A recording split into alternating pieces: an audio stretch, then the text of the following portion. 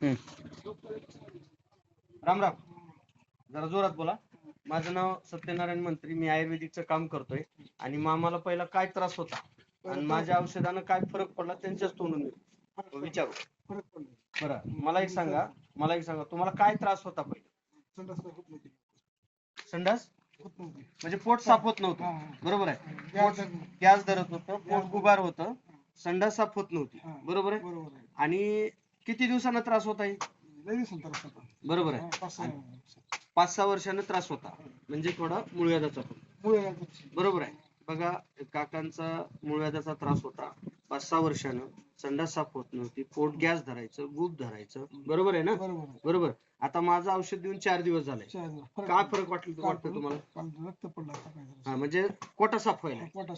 हा, म्हणजे पोट गुबार जी गॅस धरत होतं ते मोकळं व्हायलंय आणि संडास साफ झाल्यामुळे गॅस धरणं, बरोबर.